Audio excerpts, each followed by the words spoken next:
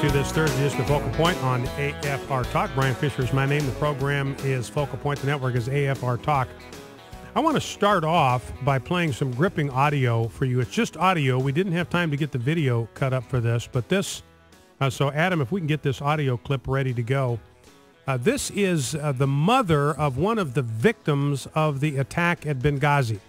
I've got some other sound bites from Debbie Wasserman Schultz, Jay Carney. We've got some sound bites from some of the questioning that happened yesterday. We're going to hit this really hard because this is just incredibly inexcusable. It's unconscionable what has been done by the State Department, by Hillary Clinton, and those who are responsible to protect our personnel and diplomatic missions overseas. But this woman that you're about to hear, she's on Anderson Cooper last night.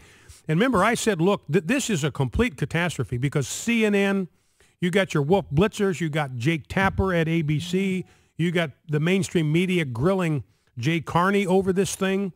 This thing is an absolute utter disaster for the Obama administration. You talk about an October surprise. The October surprise is the absolute utter ineptitude of the Obama administration when it comes to foreign policy. That is the October surprise, something that the Obama administration didn't see coming. You know, I've got a story in here. Here we are, it's a month to go today that the attack happened. This is October 11, month ago today that this whole thing happened. I've got a great piece here by Mark Thiessen. It's in the Washington Post. He's a conservative guy, but he writes in the Washington Post. He's kind of their token conservative columnist. And here's what Thiessen says, and then we're going to jump into this audio soundbite. It's a long one. It's over 4 minutes, so it's a long soundbite, but I want to play the whole thing for you so you get the entire conversation that this woman had with Anderson Cooper on CNN.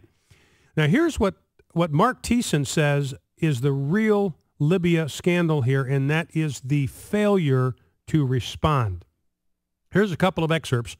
Today marks exactly 1 month since terrorists attacked the U.S. consulate in Benghazi. And he goes on, talks about the details, 4 Americans dead. All this has obscured an even more serious scandal, the Obama administration's utter failure to respond. Now, Mark Thiessen was a Bush administration official. He was on the inside. He worked in intelligence. He was up to speed on all of the waterboarding stuff. We've had him on this program to talk about the waterboarding issue.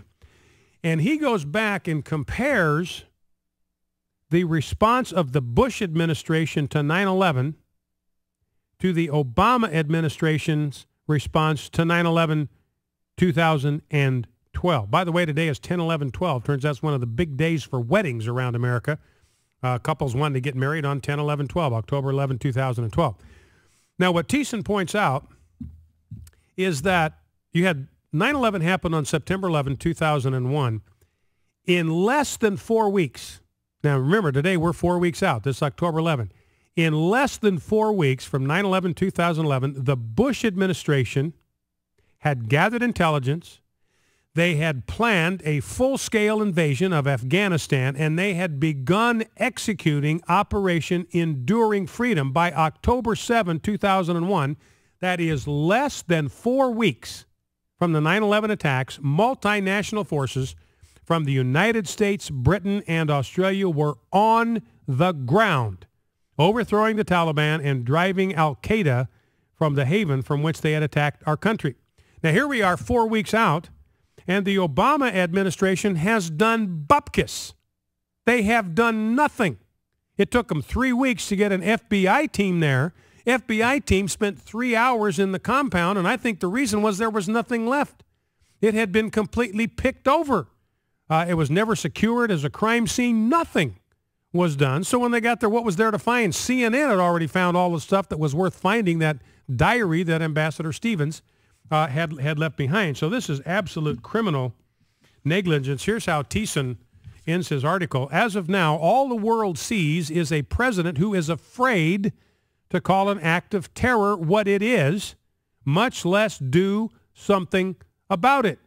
Remember what Obama called Hassan shooting up 14 soldiers at Fort Hood. That was an example of workplace violence. Remember that? He wouldn't even call that an act of terror. The Pentagon report, 86 pages, didn't use the word Islam or Muslim one single time. It was an example of workplace violence. That's what they called it. It's unbelievable. And so he says this is what the world sees. A president that's afraid to call an act of terror what everybody knows it is, much less do anything about it. This country has not looked weaker in the decades since September 11, 2001. And as we learned on 9/11, weakness is provocative. You talk about somebody that's inviting more Islamic attacks, it is President Obama, because he shows weakness, he shows pusillanimity, he shows cowardice, he shows spinelessness every time he will not stand up to the forces of Islam. And by the way, we've got a Duke professor now that has verified, a Duke professor, academic, has verified that the engraving on Barack Obama's ring that he's worn on his wedding ring finger since 1981, that the engraving on his ring that he's worn now for 30 plus years says there is no God but Allah. And people are out there saying, well, yeah, Christians could wear that ring. Trust me, there is no Christian in his right mind would wear a ring like that. They might wear a ring that's inscribed with a cross. They might wear a ring that says Jesus is Lord. They might wear a ring with the fish emblem on it. Everybody would know exactly what that stands for. I'm a Christian. I am a follower of Christ. So Barack Obama, he wears a ring that says there is no God but Allah. That's the first half of the Shahada, which is the ultimate Islamic expression of faith. That's how you become a Muslim. That's how you convert. There is no God but Allah, and Muhammad is his messenger. Muhammad is his prophet. So the first half of that, President Obama has been wearing on a ring, engraved on a gold ring, since the early 1980s. Now, on anybody else wearing that ring, you would say, you know what that indicates? This guy is a card-carrying follower of Islam and Muhammad. Now, I want to play this soundbite. This is the mother of Sean Smith. He was one of the 4 people that was killed. He was part of the security detail for Ambassador Stevens. She is talking to Anderson Cooper of CNN. And I want you to listen to the heartbreak, and I want you to listen, and particularly at one point, to the heartlessness of Barack Obama. This is the most telling thing in this whole, there are lies, there's indifference, flat-out lies, outright lies being told to her by the president, and complete callous indifference on his part toward her suffering. Let's listen. Who told you that they would give you information? Oh, you'll love this. Obama told me, Hillary promised me, Joe Biden is a treasure. He was a real sweetheart. But he also told me, they all told me that they promised me. And I told them, please, tell me what happened. Just tell me what happened. So you're still waiting to hear from somebody about what happened to your son, about what they know, what they don't know. Right. Officially, yes. I told him, please, don't give me any baloney that comes through with this political stuff. I don't want political stuff. You can keep your political. Just tell me the truth. What happened? And I still don't know. In fact, today I just heard something more that he died of smoke inhalation. So you don't even know the cause of death? I don't even know if that's true or not. No, I don't. I don't know where. I look at TV and I see bloody handprints on walls, thinking, my God, is that my son's? I don't know if he was shot. I don't know. They haven't told me anything. They're still studying it. And the things that they are telling me are just outright lies. That Susan Rice, she talked to me personally, and she says, this is the way it was. It was because of this film that came out. So she told you personally that she thought it was a result of that video, the protest? Oh, absolutely. Absolutely. In fact, all of them did. All of them did. Leon Panetta actually took my face in his hands like this, and he says, trust me, I will tell you what happened. And so far he's told me nothing. Nothing at all. And I want to know. It's important for you to know all the details, no matter how horrible, yes. No matter how tough they are to hear. Exactly. I told him, if it's such a secret thing, fine, take me in another room, whisper in my ear what happened so that I know, and we'll go from there. But no, they don't, they treat me like, at first I was so proud because they were treating me when I went to that reception. They all came up to me and talked to me and everything. I cried on Obama's shoulder. And then he kind of looked off into the distance. So that was worthless to me.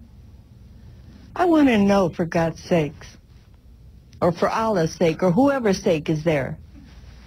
You deserve answers. I think so. I believe I do. I believe it. It's my son. I had him for the first, I told Obama personally, I said, look, I had him for his first 17 years, and then he went into the service, then you got him. And I won't say it the way I said it, but I said, you screwed up. You didn't do a good job. I lost my son. And they said, we'll get back to you. I promise you, I will get back to you. Some in the administration have said, well, we're investigating, we're still trying to find out answers, but you would just want... They still are. You would still want them to contact you and at least keep you apprised of the investigation, of where things are. You would think that they would at least do that. That would be so nice. That would be so nice. They would at least acknowledge that I have the right to know something. Something other than, oh, we're checking up on it, or trust me. I like that one the best of all. Trust me, I will let you know. Well, I don't trust you anymore. I don't trust you anymore. I'm not going to say lied to me, but you didn't tell me, and you knew. Pat Smith, thank you. So that is the mother of one of the Benghazi victims. Sean Smith was his name. And, she doesn't want to say they lied to her, but that's exactly what happened. I mean, she says Susan Rice and all of them told her to her face that this was because a mob uprising in response to the video. And they knew, within 24 hours, they knew that this had nothing to do with that video. You don't have a spontaneous mob uprising in response to a video and everybody shows up with automatic weapons and rocket-propelled grenades, an organized military attack in 3 waves under cover of darkness. You just don't have it. And the State Department said yesterday, we've never ever said that this was connected to the video, not one time. So they are lying directly to the president and the ambassador and lying to this woman's face. Focal Point AFR Talk.